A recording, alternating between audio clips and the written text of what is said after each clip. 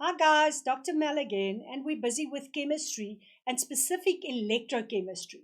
Now, in electrochemistry, we get galvanic cells, and now we're going to start with electrolytic cells. And the process is electrolysis. So, let's have a look. In the electrochemistry, we already covered the galvanic cells. We know the definitions of oxidation and reduction.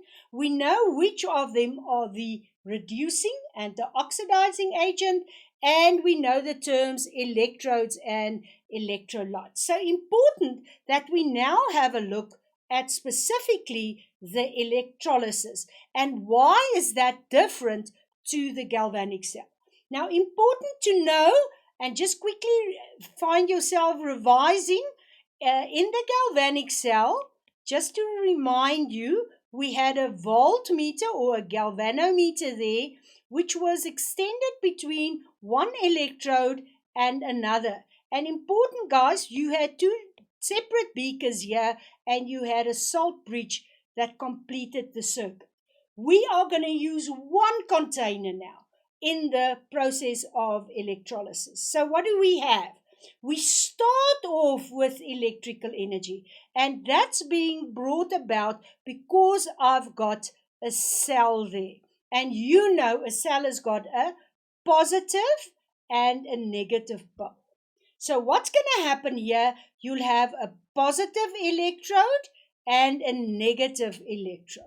So it immediately starts off with electrical energy.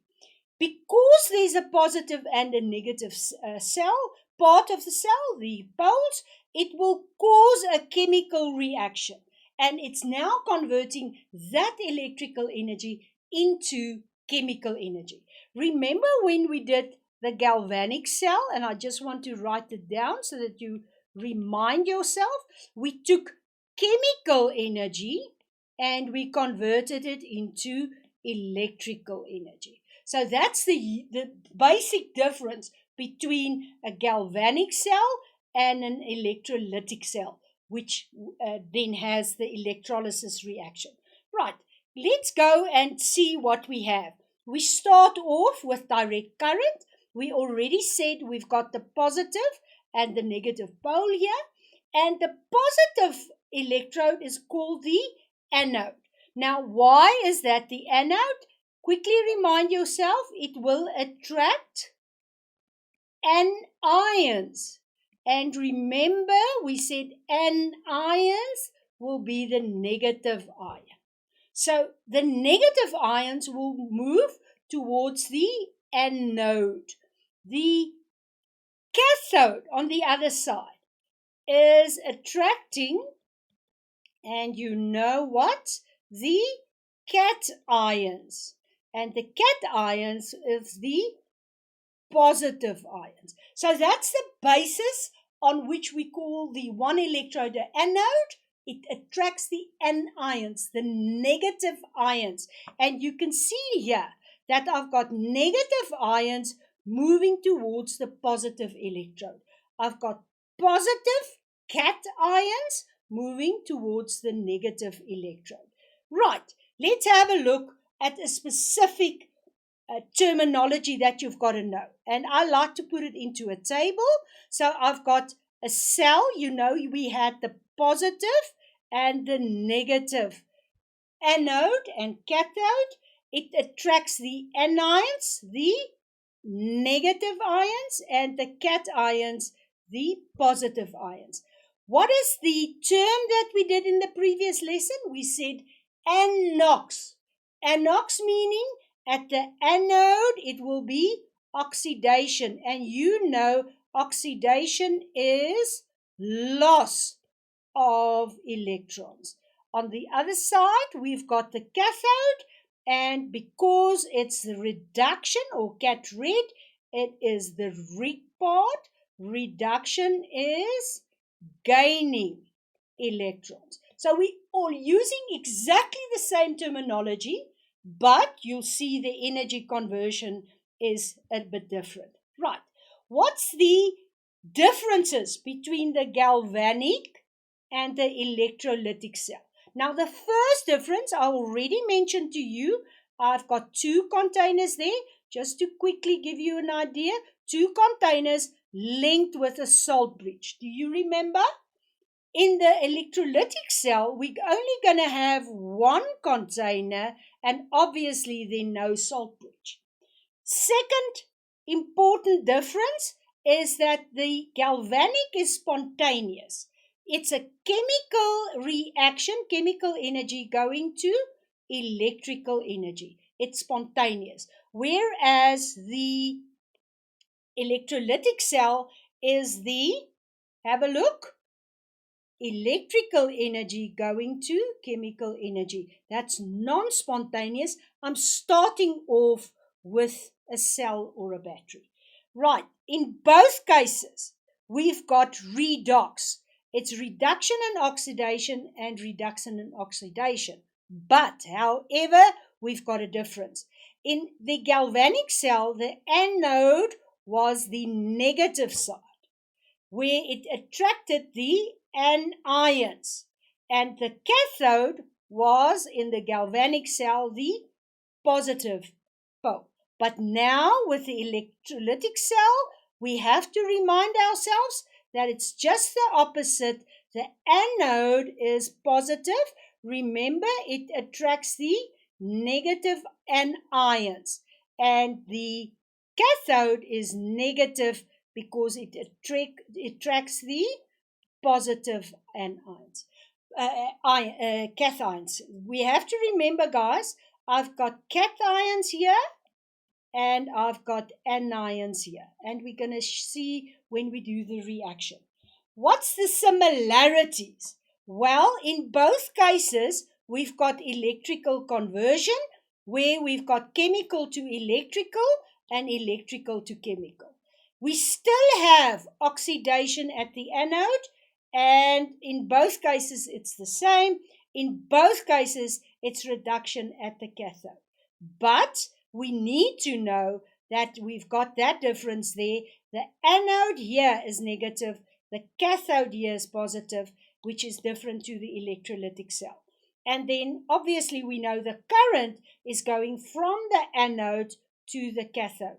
In this case here, it's from the negative to the positive, and here it's from the positive to the negative. Let's have a look at our table. Remember your redox table or your reduction potential table? Always use the one with lithium at the top.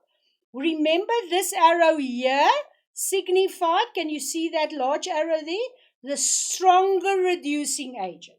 And with the galvanic cell, it went from there to there and from there to there, where the stronger oxidizing agent gained electrons and the stronger reducing agent lost electrons. Now we're going to work with the opposite. Remember, we're busy with electrolysis. So we're now going to work, it's still the stronger reduction agent there at the top, but now we're going to work with the weaker reducing agent, and you now see this reaction is going that way, and we're going to work with the weaker oxidizing agent because we are putting in the energy, and that will go that way. So I will have a reducing agent this way, and it's weak, so it will lose electrons. And I'll have oxidation here at the bottom, and here I'll gain electrons,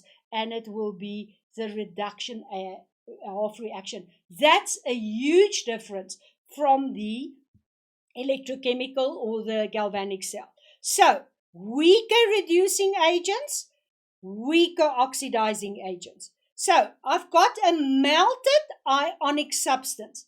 The ionic substance I am going to use will be PbBr2. Do you know what Pb is? It's lead. Lead plumbum. Plumbum, Pb2 plus, and I've got bromine, which is that. So in this solution here, I've got Pb. Let me just get a pen that is more contrast. Can you see I've got a few of these here, and I've got Br minus in the solution. Now, what is going to happen? You know as well as I do that the Pb2 plus will move towards the negative electrode. And the bromine will move towards the positive electrode. And we know the positive electrode is the anode. And we know that because Br minus is a negative ion, which is an anion. And in the same instance, we've got Pb2 plus, which is the cation, and therefore this is the cathode.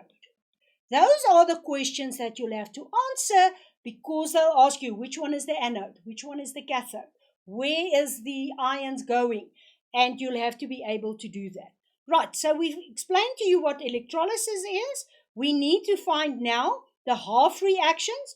We are working here with Pb, and you see it there, and we are working on the other side with Br. And remember, we're now working from the weaker reducing agent.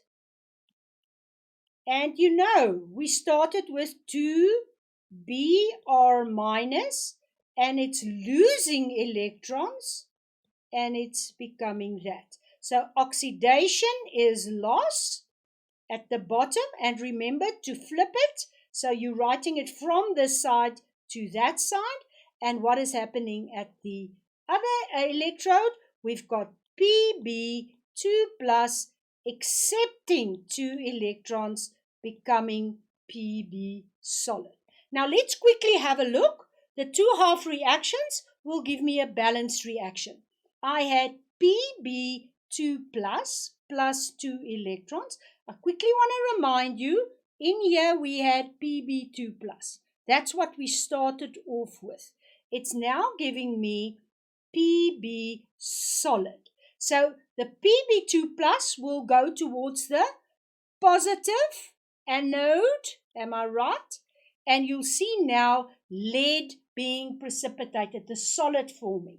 On the other side, I've got Br minus, the bromine ion, that will become bromine gas. It is a diatom plus 2 electrons. It's balanced already, so I can just write down the balanced reaction Pb2 plus Br minus. It's 2 of them, and you know the phases. This is aqueous, this is aqueous. And that's where I started here. I started off with those ions and those ions. And I'm now going to form, let's quickly write that down. We are going to form Pb solid plus bromine gas. I hope you understand that the two half reactions make a balanced reaction and that you can actually identify the difference between electrolysis and the galvanic cell. So you know the components now, the two half reactions. You can identify anode and cathode, the oxidation and reduction half reactions. You know what the function is of this battery or cell, and you can actually calculate the cell potential as well. In the next lesson, we're going to actually concentrate on the cell potential because it will be a negative value. But we'll go to that in the next lesson. I hope you enjoy working with galvanic and electrolytic cells. It's quite easy to get marks here if you understand. Bye.